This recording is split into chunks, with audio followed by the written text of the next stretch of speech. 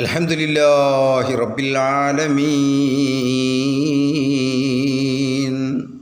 സഹോദരങ്ങളെ, പൂവണിഞ്ഞ സ്വപ്നം എന്ന ഐതിഹാസികമായ ചരിത്ര കഥയുടെ 7ാം എപ്പിസോഡിലേക്ക് സ്വാഗതം. യൂസുഫ് നബി അലൈഹി ഇസ്ലാമിനെ ജ്യേഷ്ഠന്മാർ എല്ലാവരും കൂടി കാട്ടിലേക്ക് കൊണ്ടുപോയിരിക്കുന്നു.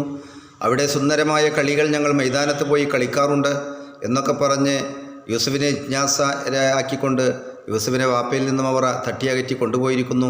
വാപ്പ, ഞങ്ങളെല്ലാവരും 10 മക്കൾ യൂസുഫിനെ നോക്കാനുണ്ടാകുമ്പോൾ എന്തിനാണ് ബേജാറാകുന്നത് എന്നൊക്കെ പറഞ്ഞ് പല തരികടകളും ഒപ്പിച്ചുകൊണ്ട് എല്ലാ ജ്യേഷ്ഠന്മാരും കൂടി യൂസുഫിനെ കാട്ടിലേക്ക് കൊണ്ടുപോയിരിക്കുന്നു. ആ സമയം മുതൽ വാപ്പ യൂസുഫ് മടങ്ങി വരുന്നതും കാത്ത് വീട്ടിലിരിക്കുകയാണ്. എന്താണ് അവിടെ സംഭവിക്കുന്നത് എന്ന് കവി തന്നെ പറഞ്ഞോട്ടെ. ആരാണ് കവി എന്നറിയണ്ടേ? അന്തറോപ്പ് ദ്വീപുകാരനായ മുത്തുക്കോയത്തങ്ങൾ ഇന്ന് ആലുവ കുന്നത്തേരിയിൽ അന്ത്യവിശ്രമം കൊള്ളുന്ന മഹാനുഭാവൻ വളരെ രസകരമായ രീതിയിൽ ആ സംഭവം ഇവിടെ വിവരിക്കുന്നു. ഈ കവി രസകരമാക്കുമോ എന്നറിയില്ല, ഏതായാലും ഒന്ന് പാടി നോക്കാം. മന്നറിനെ ബിക്കന്ന് രാവിലൂറക്കം മറ്റ് മധുരക്കാനിമോന നോക്കി വേസനപ്പെട്ട് ഉന്നുനീരാവ് വളരെ ചുരുക്കമാണോ ഉള്ളിൽ മീകത്തെ മുഷിപ്പിൻ കാടുപ്പമാണോ? ഏതായാലും യാക്കൂബ് നബി അലൈഹി ഇസ്ലാം തൻ്റെ ഇഷ്ടമകനായ യൂസുഫിനെ കാത്തുകൊണ്ട് വീട്ടിൽ കഴിയുകയാണ്. മദന്നർ നബിക്കന്ന് രാവിൽ ഉറക്കം മറ്റ്. അന്ന് ഉറക്കമല്ല, ഒന്നുമില്ല. ഏതായാലും യൂസുഫിനെ കാത്തുകൊണ്ട് വീട്ടിൽ കഴിയുകയാണ്. മാത്രമല്ല, അദ്ദേഹം എന്താണ് ഈ രാത്രിക്ക് ദൈർഘ്യം കൂടിപ്പോയോ, ഈ രാത്രി എന്താ കൂടുതലുണ്ടോ എന്നൊക്കെ ചിന്തിച്ചുകൊണ്ട് മഹാനായ യാക്കൂബ് നബി അലൈഹി ഇസ്ലാം വീട്ടിൽ കഴിയുന്നു എന്ന് മാത്രമല്ല, ഇന്തെ വീതമ്പിണ്ട് കുഞ്ഞിക്കാരമെല്ലാം എടുത്ത് ബാനികളെ കോഫി കൊടുത്ത് ചൊല്ലായി. അങ്ങനെ അവരെല്ലാവരോടും വാപ്പ പറഞ്ഞിരുന്നു, നിങ്ങൾ ആവശ്യം വിധം യൂസുഫ് ചോദിക്കുമ്പോഴെല്ലാം ഭക്ഷണം വളരെ കൊടുത്തുകൊള്ളണം, ഒരു കുറവും യൂസുഫിന് വരുത്തരുത് എന്നൊക്കെ പറഞ്ഞയച്ച യൂസുഫിനെ സംബന്ധിച്ച് വാപ്പ അതാ വീട്ടിൽ ഇങ്ങനെ ദൈർഘ്യം കൂടിപ്പോയ രാത്രിക്ക് എന്താണ് എൻ്റെ യൂസുഫ് തിരിച്ചു വരാത്തത് എന്നൊക്കെ ചിന്തിച്ചുകൊണ്ട് വീട്ടിൽ കഴിയട്ടെ.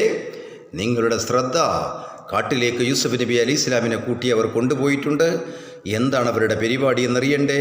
ചൊടിത്ത് വരെ സംശം നബിയാർ തന്ന തൂക്കി മാറി തിട്ട് ഇളയിൽ അന്നാൾ.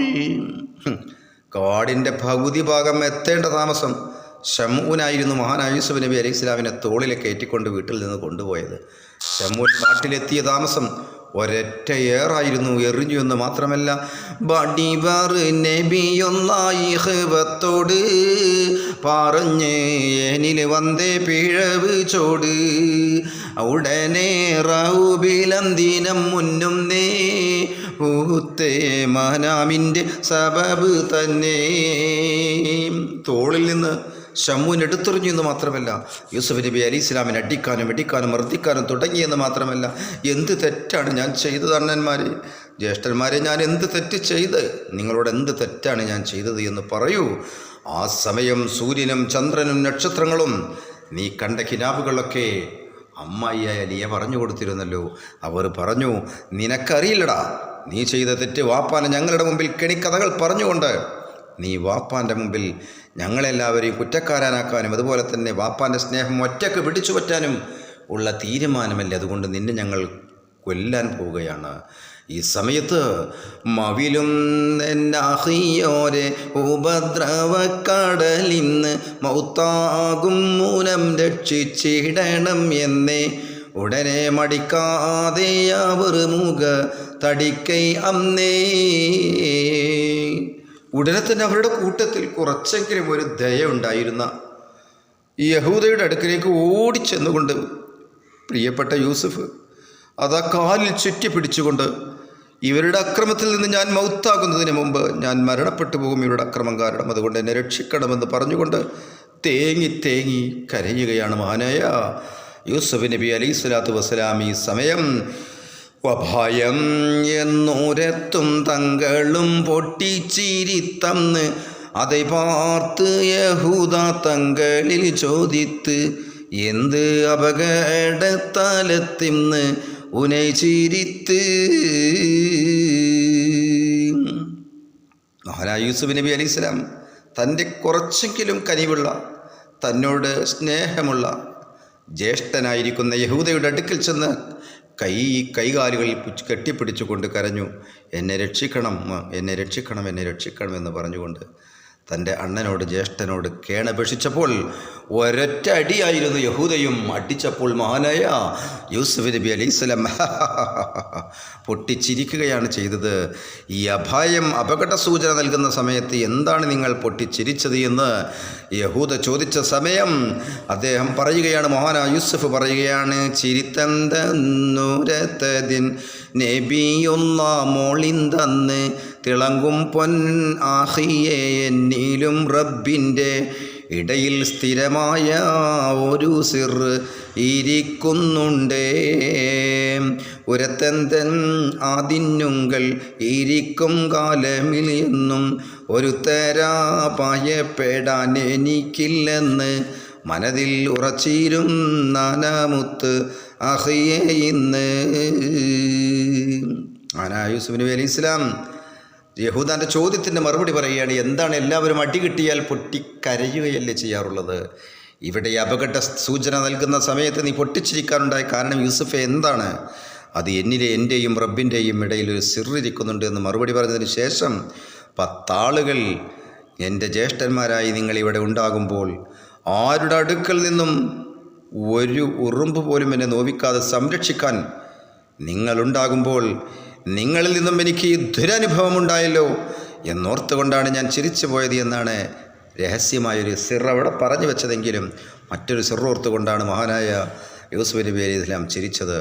ഏതായാലും പരന്താൻ്റെ കൂതിറത്താറ് ഉലകത്താറുകളിൽ വെച്ച് വലുതായ പകയരായി മറിത്തും കേളാം അതുകൾ മനതിലോർത്താതുറുപത്തിൽ ചിരിത്തിന്നാളാം. അപ്പോൾ പൊട്ടിച്ചിരിച്ചതിന് ശേഷം പൊട്ടിക്കരയുകയും ചെയ്തു. കാരണം ഇതാണ് പറഞ്ഞത്, 10 ആളുകൾ സംരക്ഷണത്തിനുണ്ടാകുമ്പോൾ ഞാനൊരു പേടിയും കൂടാതെ നടക്കേണ്ടവനല്ലേ, പക്ഷേ ജ്യേഷ്ഠന്മാരായ നിങ്ങളിൽ നിന്ന് തന്നെ ഈ ഉപദ്രവം ഉണ്ടായില്ലേ എന്നോർത്തുകൊണ്ടാണ് ഞാൻ ചിരിച്ചു പോയത്. മാത്രമല്ല അങ്ങനെ ബിരുത്തിയെ പൊരുള്ളോർത്ത് യഹൂദാൻ്റെ മനം തന്നെ പെരിയവൻ മയമാക്കി അലിവ് തോന്നി തങ്ങളെ പിതാവത്തെ സഹോദരവരും മുന്നീ.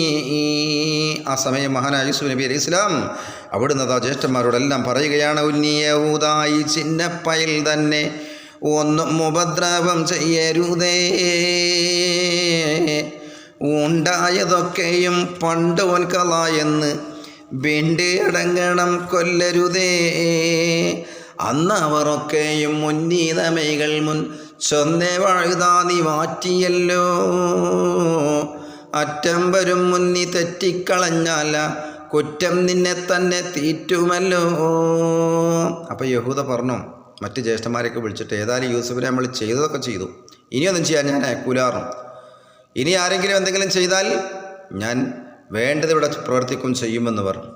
ആ സമയത്ത് എന്നും പറഞ്ഞ അവർ പിന്നും യഹൂദയോടൊന്നിച്ച് തങ്ങളെ കൊല്ലും എന്നേ ഏറ്റം കടുപ്പത്തിൽ ചാറ്റി പകയോടെ ഏട്ടന്മാരാകെ തിരിഞ്ഞു നിന്നേ.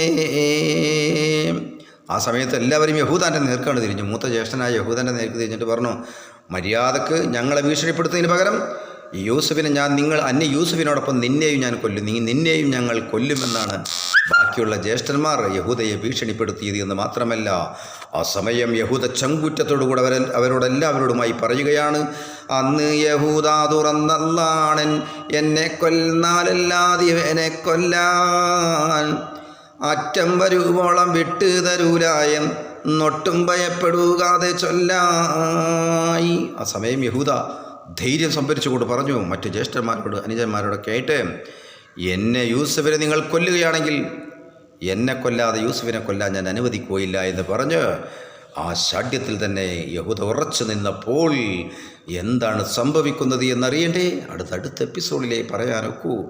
ഈ കവിക്ക് അടുത്ത എപ്പിസോഡിലേ പാടാനാവൂ.